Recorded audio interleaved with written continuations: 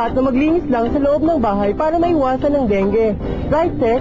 Correct ka dyan, Kap. Maging sa labas ng ating bahay. Lalo na sa mga bakanting lote ay may mga bagay na maaaring itlugan ng lamok. Tulad ng mga ito. Ang pagsugpo ng dengue ay nakasalalay sa ating lahat. Okay, nakikiti! Sugpuhin ang dengue! Do it na!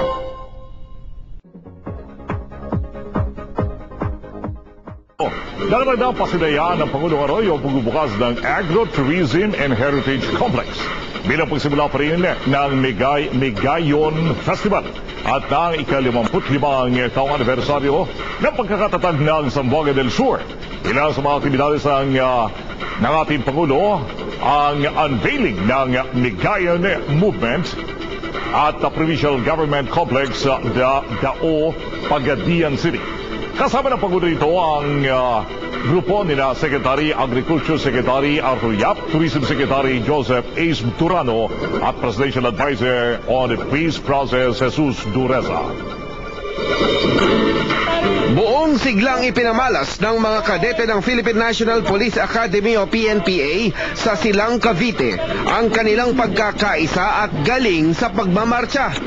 Ito ang isa sa mga lugar sa anayan ng mga haligi ng mga opisyales ng hustisya na naglalayong magtanggol sa taong bayan.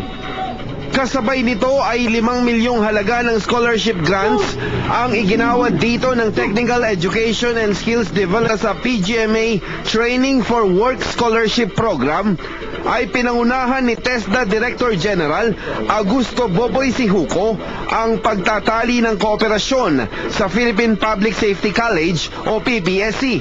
Makakatulong natin ng kapulisan ngayon sa pagbaba sa mga komunidad upang sa gayon ay maghanap din sila ng mga interesado, ng mga bata na maaari nating bigyan ng sapat na kasanayan. At hindi lamang sila ang magkikinabang nito, kundi pati ang kanilang kamag-anak, mga anak nila.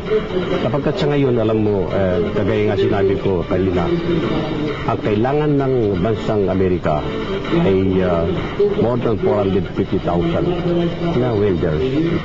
So sama-sama po tayo po mga pulis, hindi lang po ang mga pulis na recent graduates, ang kabuuan po ng kapulisan sa buong bansa. Ang pagkakaisa ng PPSC at TESDA ay bahagi ng pagpapalawig nito sa tinaguriang Nurturing Communities Approach. For us to progress or for us to succeed in our transformation and reform program. Translated into the bigger context of the entire country, we know that empowerment of our people through education. Hindi po nakakapagtaka na na-identify po namin na isang napaka-importanting elemente, isang napaka-importanting bagay to have an effective nurturing community is the involvement of police officers. Napatunayan ng TESDA na kailangan ng pagkikipagtulungan ng ibang komunidad at stakeholders para sa siguradong kabuhayan. Pagpugay ang handog ng pambansang kapulisan, kapalit naman ito handog ng TESDA ang pag-aaral sa mas masaganang kinabukasan. Para sa National Broadcasting Network, Emil Carion ang inyong tagapagbalita. Maraming mga naghahanap ng trabaho ang matutulungan na naman ng programang inilunsad ni Congressman Juan Miguel Arroyo at TESDA sa lalawigan ng Pampanga. Bahagi ng kasanayang pangkabuhayan ang program na ito na sanay ng mga eskola sa iba't ibang larangan tulad ng pagiging barista, masahista, cellphone technician at marami pang iba. It is a joint project of my office, the Office of the Congressman for the Second District of Pampanga, and TESDA. We put together funds so that we may train this youth so they will have a better chance of obtaining a job after their training.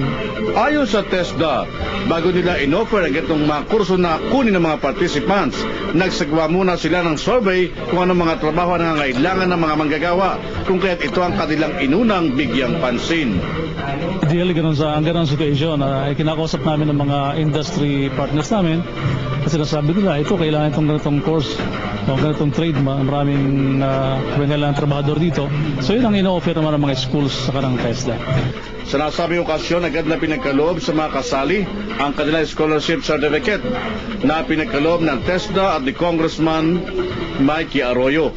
Naniniwala ang batang kongresista na sa pamamagitan ng mga ganitong klaseng programa, mababawasan ng malaki ang bilang ng mga walang trabaho sa kanyang distrito. Sa ating mga kababayan, maraming salamat sa kanilang tiwala na sila ay nakikisa-ayon at nakikisa sa programa kong ito. Sana wag sila magsawang magtiwala sa akin, Mikey, sa akin, at ako naman ay walang sawa ring aantabay sa kanila. Simula pa lamang ng seminar, ganoon lamang pasalamat ni Robin Meneses na nagsasanay ngayon bilang barista. Maganda rin itong yung project ni Congressman Mickey Arroyo at the same time ng TESDA, lalong-lalo na doon sa mga unemployed tao. Lalo dito sa atin sa 2nd District, napakahirap po ng buhay. So kung hindi ka papasok sa mga kung hindi ka magiging skilled or kung wala kang natapos, hindi ka rin makakapasok kagad. Si Michelle ay nahinto sa kanyang pag-aaral, kaya't sa pagkakataong ito, makakatulong na raw siya sa kanyang pamilya. Gusto ko magpasalamat kay Congressman Mikey Arroyo dahil po sa binigay niya pong pag-training sa TESDA. Para sa National Broadcasting Network, Joseph Parafina, tagapagbalita.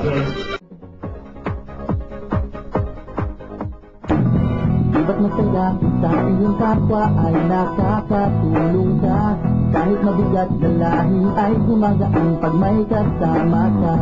Ganyan, ganyan, may pagkakasya. Sana, sana, sarili ay ayusin na para makatulong sa katulad ng CSO.